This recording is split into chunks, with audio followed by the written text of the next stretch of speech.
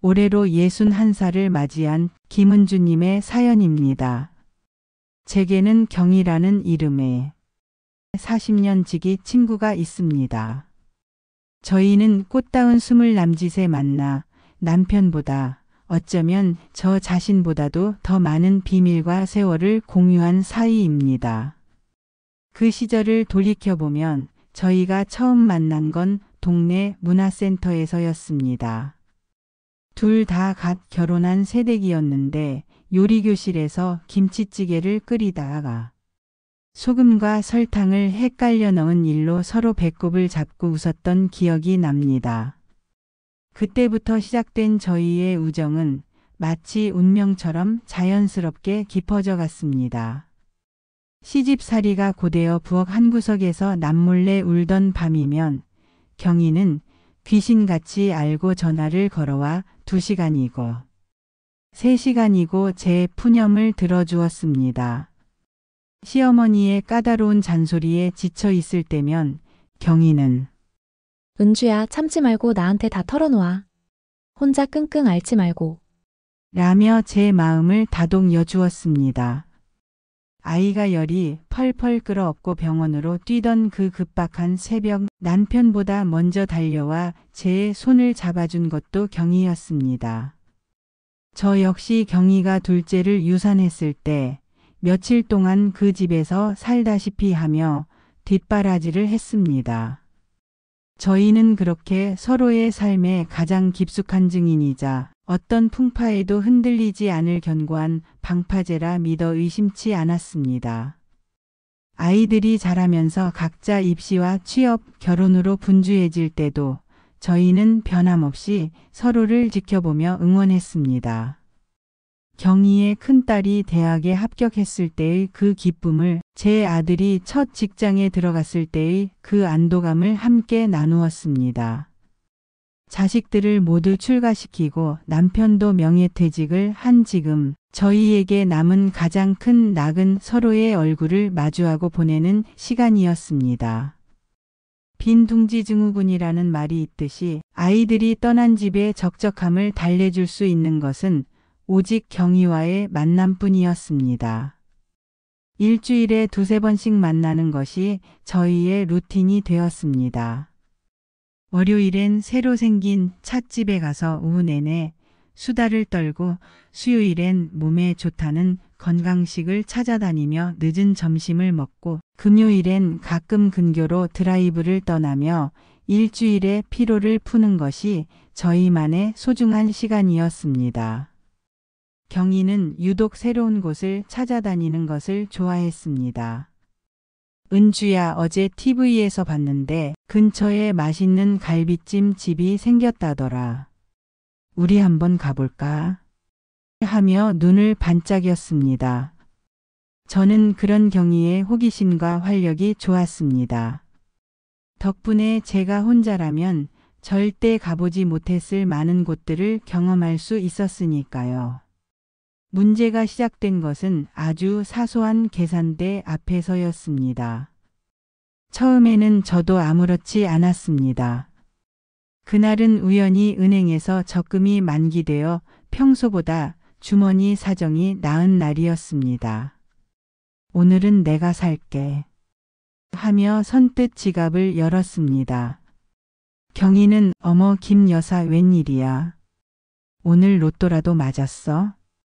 라며 호들갑을 떨면서도 기분 좋게 그 호의를 받았습니다. 고마워, 다음엔 내가 맛있는 거 대접할게. 지난주에 큰딸이 용돈 줬거든. 하지만 경이가 말한 다음은 기약이 없었습니다. 언제부터인가 모든 만남의 비용은 자연스레 제 몫이 되었습니다. 2만 원짜리 곤드레밥 정식을 먹고 1만 5천 원짜리 대추차를 마시고 함께 문화센터에서 도예 수업을 들어도 마지막에 카드를 내미는 사람은 항상 저였습니다. 경이는 계산할 때가 되면 신기할 정도로 타이밍 좋게 어머, 딸한테 전화가 왔네라며 자리를 피하거나 지갑을 차에 두고 왔나 바라며 머리를 긁적였습니다. 처음엔 정말 깜빡했거나 급한 일이 있는 줄 알았습니다. 하지만 횟수가 거듭될수록 이것이 우연이 아니라는 확신이 들었습니다. 심지어 함께 간 단양 여행에서는 더욱 노골적이었습니다. 제가 낸 기름값과 톨게이트비는 당연한 것이 되었고 펜션비와 밥값, 심지어 관광지 입장료까지 제가 전부 계산해야 했습니다. 1박 2일 여행에서 제가 지불한 금액은 거의 20만 원에 달했습니다. 경희는 은주야, 내 덕분에 정말 좋은 여행했다. 다음엔 내가 어디 좋은 데로 모실게라며 환하게 웃었지만 그 다음은 역시 오지 않았습니다. 경희는 아기가 없어 보였습니다. 오히려 해맑았습니다. 은주야, 내 덕에 오늘 입이 호강했네. 고마워. 그 순수한 감사 인사에 저는 차마 경희야, 내 몫은 내가 내야지라는 말을 꺼낼 수가 없었습니다. 40년 우정의 돈 문제로 생채기를 내고 싶지 않았습니다. 내가 너무 쪼잔한가? 이 나이에 친구랑 돈 가지고 얼굴 붉히는 건 추한 짓이야. 스스로를 다그치며 애써 서운한 마음을 눌렀습니다. 그런데 마음 한구석에서는 계속 의문이 들었습니다. 정말 내가 이상한 건가? 친구 사이에 이런 게 당연한 건가? 하지만 마음은 그게 아니었습니다.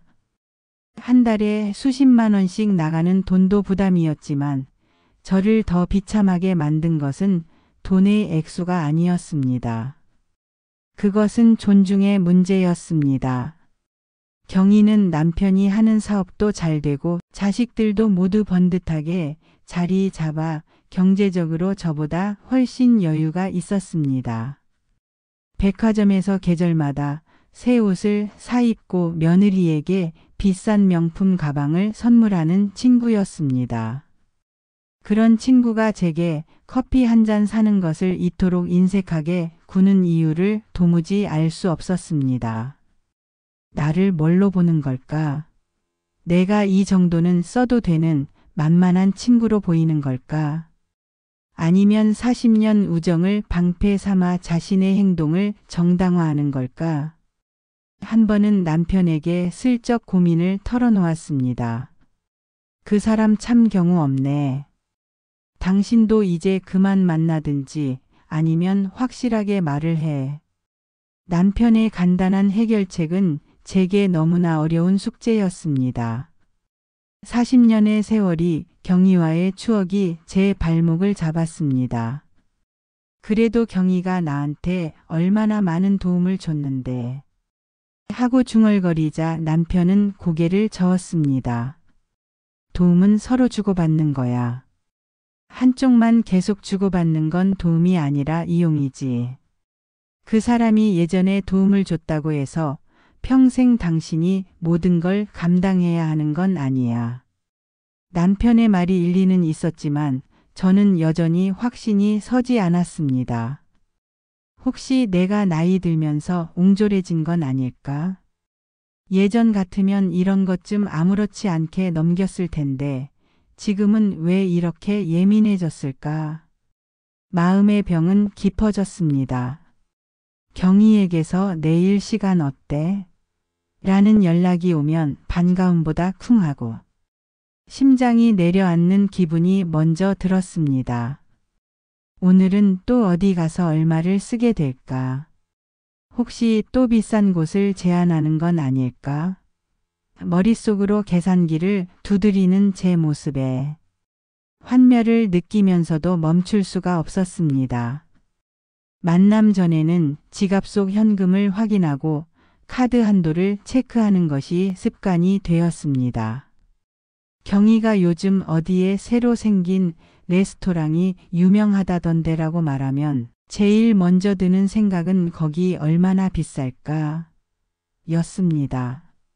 저희의 만남은 더 이상 순수한 기쁨이 아닌 감정노동과 경제적 지출이 동반되는 일이 되어가고 있었습니다.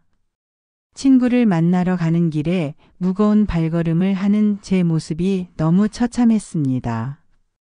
결심의 날은 생각보다 담담하게 찾아왔습니다. 그날 저희는 시내에서 만나 새로 개관한 미술관에 갔습니다. 입장료 15,000원 역시 당연히 제 몫이었습니다. 경희는 우와, 이 그림 정말 좋다. 은주야, 내 덕분에 문화생활 제대로 하네라며 즐거워했습니다. 그림을 보고 나와 근처의 한정식집에 들어갔습니다. 정갈한 음식과 고즈넉한 분위기가 좋은 곳이었습니다. 저희는 평소처럼 즐겁게 대화를 나누었습니다. 경희는 며느리가 임신했다는 소식을 들려주며 할머니가 될 기대감에 부풀어 있었고, 저는 최근 시작한 요가 수업 이야기를 했습니다. 하지만 저는 알고 있었습니다. 이 평화로운 식사가 끝나면 어김없이 불편한 계산의 시간이 찾아오리라는 것을 말입니다. 그리고 그날 저는 더 이상 참을 수 없다는 결심을 했습니다. 식사를 마치고 계산서가 나왔습니다. 86,000원. 평소 같으면 저는 자연스럽게 계산서를 제 쪽으로 끌어당겼을 것입니다. 하지만 그날은 달랐습니다. 저는 계산서를 제 쪽으로 끌어당기지도 지갑에 손을 뻗지도 않았습니다. 그저 가만히 찻잔을 만지작거렸습니다. 경희는 평소처럼 대화의 여운을 즐기는 듯 창밖을 보고 있었습니다. 밖으로는 가을 단풍이 아름답게 물들어 있었습니다. 어색한 침묵이 몇 분간 흘렀습니다. 종업원이 저희 테이블을 힐끗 쳐다보는 것이 느껴졌습니다. 다른 손님들의 웃음소리와 대화소리가 더욱 또렷하게 들려왔습니다. 저는 깊게 숨을 들이마신 뒤 최대한 부드러운 목소리로 경희를 불렀습니다. 경희야. 응? 우리. 이제 이런 건 각자 계산하는 게 서로 마음 편하지 않을까? 그래야 더 오래, 더 자주 볼 수 있을 것 같아. 경희의 얼굴에서 웃음기가 순식간에 사라졌습니다. 동그랗게 뜬 눈에는 놀라움과 당혹감, 그리고 아주 약간의 모욕감이 스쳐 지나갔습니다. 40년 만에 처음 보는 표정이었습니다. 뭔 소리야? 갑자기 왜 이래? 경희의 목소리가 약간 떨렸습니다. 미안해, 경희야. 그런데 솔직히 말하면 요즘 조금 부담스러워서. 우리 둘 다 이제 나이도 있고 서로 부담 없이 만나는 게 좋을 것 같아. 경희는 잠시 아무 말도 하지 못하더니 이내 뻣뻣한 동작으로 핸드백을 뒤져 지갑을 꺼냈습니다. 아, 그래. 그러는 게 맞지. 경직된 목소리였습니다. 저희는 각자 43,000원씩을 계산하고 식당을 나왔습니다. 집으로 돌아가는 길, 차 안의 공기는 얼음장처럼 차가웠습니다. 평소 같으면 라디오를 틀고 제잘거렸을 경희는 입을 꾹 다문 채 창밖만 보고 있었습니다. 저는 핸들을 잡은 손에 땀이 차는 것을 느끼며 제가 돌이킬 수 없는 일을 저질렀다고 생각했습니다. 40년 우정을 제 손으로 끝장냈다는 죄책감에 숨이 막혔습니다. 경희의 집 앞에 차를 세우고 나서도 둘 다 한동안 말이 없었습니다. 경희가 먼저 차 문을 열며 그럼 나 들어간다라고 말했는데 그 목소리에는 평소의 따뜻함이 없었습니다. 그 후 일주일 동안 경희에게서는 아무런 연락이 없었습니다. 저희의 단톡방은 정지된 사진처럼 고요했습니다. 평소 같으면 매일 한두 번씩 날씨 이야기나 TV 프로그램 이야기로 메시지를 주고받았는데 완전한 침묵이었습니다. 저는 매일 밤 잠을 설쳤습니다. 차라리 제가 계속 밥을 사는 편이 나았을까 하는 후회의 파도가 끊임없이 밀려왔습니다. 혹시 경희가 다른 친구들에게 제 이야기를 하고 있는 건 아닐까? 은주가 갑자기 돈 타령을 하더라고 말하고 있는 건 아닐까? 마트에서 장을 보다가도 TV를 보다가도 경희와 함께 했던 추억들이 자꾸만 떠올랐습니다. 첫 만남부터 시작해서 함께 웃고 울었던 모든 순간들이 파노라마처럼 지나갔습니다. 내가 너무 성급했나? 좀 더 참을 수 있었을 텐데. 일주일이 지난 어느 날 오후였습니다. 저는 거실에서 뜨개질을 하고 있었는데 현관 초인종이 울렸습니다. 인터폰 화면에는 경희가 서 있었습니다. 손에는 유리병 하나를 들고 있었습니다. 저는 심장이 쿵 내려앉는 기분으로 문을 열었습니다.